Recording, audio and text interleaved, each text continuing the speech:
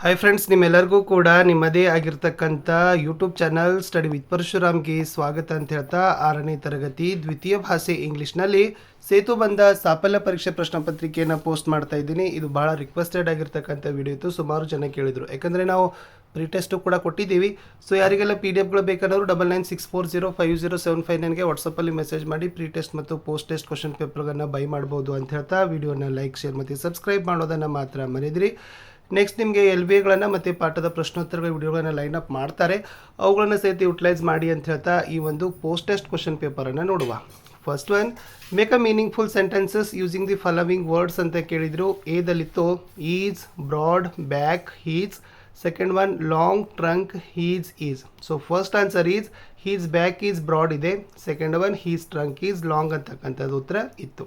Second one, what colour is the elephant ಅಂತ ಕೇಳಿದ್ದಾರೆ. So ಆನೆಯ ಬಣ್ಣ ಯಾವುದು ಅಂತ ಕೇಳಿದ್ದಾರೆ.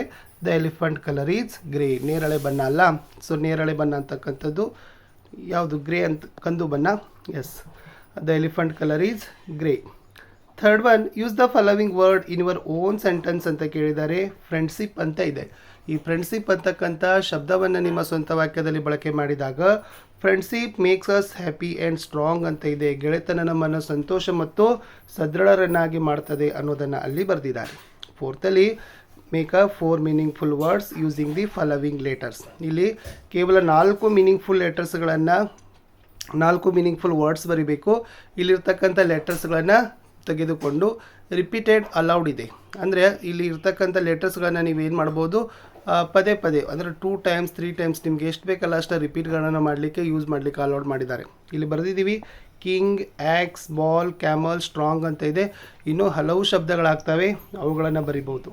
Fifth one, read the passage dictated by the teacher ಅಂತ ಇದೆ. ಇಲ್ಲಿ 5th ಪ್ರಶ್ನೆಗೆ ಏನು ಮಾಡ್ತಾರೆ ಅಂದರೆ ನಿಮ್ಮ ಶಿಕ್ಷಕರು ಒಂದು ಉಕ್ತ ಲೇಖನವನ್ನು ಕೊಡ್ತಾರೆ.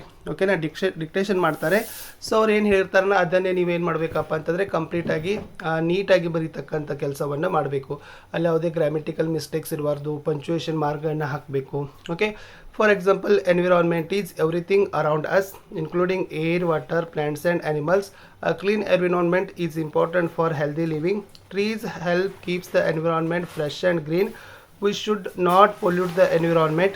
Everyone should protect the environment for a better future ಅಂತ ಇತ್ತು. ಸೊ ಇದು ಉಕ್ತ ಲೇಖನ ಇದೆ. ಸೊ ಶಿಕ್ಷಕರು ಕೊಟ್ಟಿರ್ತಕ್ಕಂಥ ಒಂದು ಗದ್ಯ ಭಾಗ ಅಥವಾ ಲೇಖನದ ಭಾಗವನ್ನು ನೀವು ಬರಿಬೇಕು.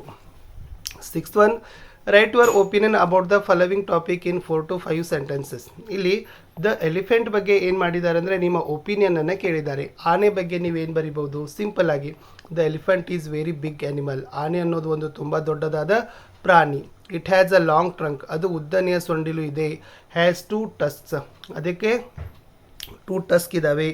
It eats grass, leaves and fruits. ಅದು ಹುಲ್ಲು, ಎಲೆ ಮತ್ತು ಹಣ್ಣುಗಳನ್ನು ತಿಂತದ. The elephant is strong and intelligent. So ಆನೆ ತುಂಬಾ ಸದೃಢ ಮತ್ತು ಬುದ್ಧಿವಂತ ಇರ್ತದೆ. It is the largest land animal on the earth. ಅದು ಭೂಮಿಯ ಮೇಲಿರುವ ಅತಿ ದೊಡ್ಡದಾದ ಪ್ರಾಣಿ ಅಂತ ಹೇಳ್ತಾರೆ. Next one, give the opposite of the following words ಕೇಳಿದ್ದಾರೆ. ಫಸ್ಟ್ದು ಅಪೋಸಿಟ್ ಏನಾಗ್ತದೆ? ಲಾಸ್ಟ್ ಆಗ್ತದೆ. ಸಾಫ್ಟ್ದು ಏನಾಗ್ತದೆ? ಹಾರ್ಡು. ಮೊದಲು ಕೊನೆಯ ಮೃದು, ಕಠಿಣ ಅಂತ ನಾವೇನು ಮಾಡ್ಬೋದು? ಹೇಳ್ಬೋದು. ಇನ್ನು 8ನೇ ಪ್ರಶ್ನೆ, write a short message inviting your friends to your school yoga day ಅಂತ ಕೇಳಿದ್ದಾರೆ. ನಿಮ್ಮ ಶಾಲೆಯಲ್ಲಿ ಯೋಗಾ ಡೇ ಸೆಲೆಬ್ರೇಷನ್ ಮಾಡ್ತಾ ಇದ್ದಾರೆ, ನಿಮ್ಮ ಫ್ರೆಂಡ್ಸ್ಗಳಿಗೆ ಇನ್ವೈಟ್ ಮಾಡಿ ಅಂತ ಹೇಳಿದ್ದಾರೆ. ಏನು ಬರಿಬೋದು ಮೆಸೇಜಲ್ಲಿ? ಫಸ್ಟ್ ಬರಿತೀರಿ dear friends. Next, our school is celebrating yoga day on 21st June. I warmly invite you to join the programme and participate in yoga activities. Let us stay healthy and fit together. Thank you ಅನ್ನೋದನ್ನು ಒಂದು message, ಸಂದೇಶವನ್ನು ನೀವೇನು ಮಾಡ್ಬೋದು? ಗೆಳೆಯರಿಗೆ ಯೋಗ ದಿನಾಚರಣೆ ಕುರಿತು ಆಮಂತ್ರಣವನ್ನು ಮಾಡ್ತಕ್ಕಂಥ ಸಂದರ್ಭದಲ್ಲಿ ಈ ಸಂದೇಶವನ್ನು ಬರಿಬೋದು. Next one, write a short story that you know ಅಂತ ಕೇಳಿದರೆ ಒಂದು ಚಿಕ್ಕ ಕಥೆಯನ್ನು ಬರಿಬೇಕು, ಅದು ನಿಮಗೆ ಗೊತ್ತಿರ್ತಕ್ಕಂಥದ್ದು. ಇಲ್ಲಿನ ಥ್ರಸ್ಟ್ರಿ ಕೌ ಬರೆದಿದ್ದೀನಿ. ಇಟ್ಸ್ ಎ ವೆರಿ ಪಾಪ್ಯುಲರ್, ನಿಮಗೂ ಕೂಡ ಗೊತ್ತಿದೆ. On a hot day, a crow was very thirsty. It found a pot with a little water at the bottom. The crow could not reach the water. It picked up small stones and dropped them into the pot. The water rose up.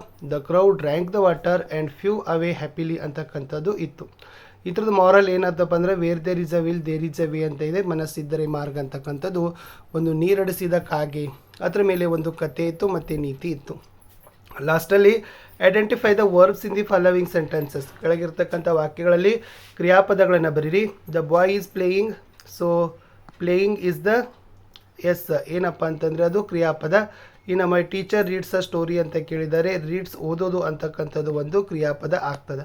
So ಇಷ್ಟಿತ್ತು S 6ನೇ ತರಗತಿಯ ದ್ವಿತೀಯ ಭಾಷೆ ಇಂಗ್ಲೀಷ್ನ bridge ಕೋರ್ಸ್ನ post test question paper. So ಯಾರಿಗೆಲ್ಲ PDF ಬೇಕನ್ನೋರು 9964050759ಗೆ ವಾಟ್ಸಪ್ಪಲ್ಲಿ message ಮಾಡಿ ಅವುಗಳನ್ನು by ಮಾಡ್ಬೋದು ಅಂತ ಹೇಳ್ತಾ ಸಿಗ್ತೀನಿ ಹೊಸ ವೀಡಿಯೋದಲ್ಲಿ. ಅಂಟಿಲ್ ಟೇಕ್ ಕೇರ್, ಬಾಯ್.